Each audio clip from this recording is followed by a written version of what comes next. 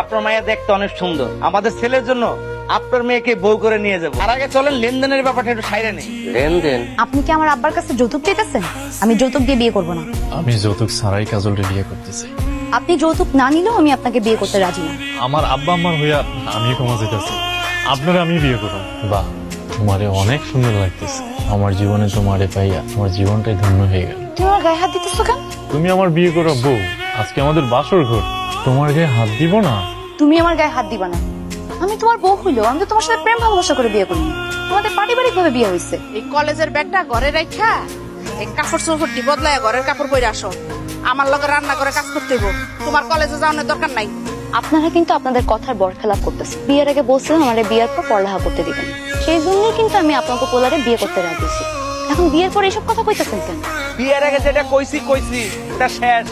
এখন থেকে আর তুমি পড়ালেখা করতে পারবা না, তোমার শাশুড়িরে সংসারের কাজে সাহায্য করবা। এভাবে টাকাটাকি করতেছো কেন? তোমার আব্বা আম্মা আমাকে কলেজে যেতে দিতেছে না, তুমি তাকে কিছু কইবা? আমি আর কি কমু? আমার আব্বা আম্মা যেটা কইছে ওইটাই আমার কথা। বিয়ের আগে যেটুকু পড়াশোনা করছো ওইটুকুতে আমার চলবো, এখন আর পড়ালেখা দরকার নেই। আব্বা, এগুলো কি শুনতেছি? কি শুনলাম?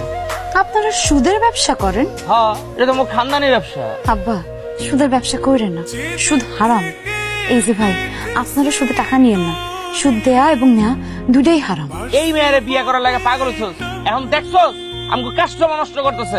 এত বুঝিস কি লেখা? আমরা কি ব্যবসা করুম আর না করুম এটা তোরে জিজ্ঞাসা করুম? তুই কি তোর শাশুড়ির লাগে ঝগড়া করে আইছো? আমার শাশুড়ি সারাটা দিন আমার কাছের মায়ের মতো কাটায়, এত যন্ত্রণা দেয়, তাই আমি সিদ্ধান্ত নিছি তোমার জামাইরে নিয়ে বাকি জীবন তোমাকে বাড়িতেই থাকবো। আপা, আপনি দুলাভাই নিয়ে এই বাড়িতেই থাকবেন মানে? দুলাভাই, আপনি কি ঘর জামাই হয়ে থাকার সিদ্ধান্ত নিছেন? ইয়া করতাম ভাবি কন না। আর আম্মা আব্বার লগে হারা দিন আন্দার বোনের খালি ঝগড়া লাগে থাকে, এগুলো দেখতে দেখতে একবার অসহ্য হয়ে গেছি। এটা কেমন কথা বলেন দুলাভাই? আপনি যদি ঘর জামাই থাকেন, আপনার বাপ মার মান সম্মান থাকবো? আপনার মান সম্মান থাকবো?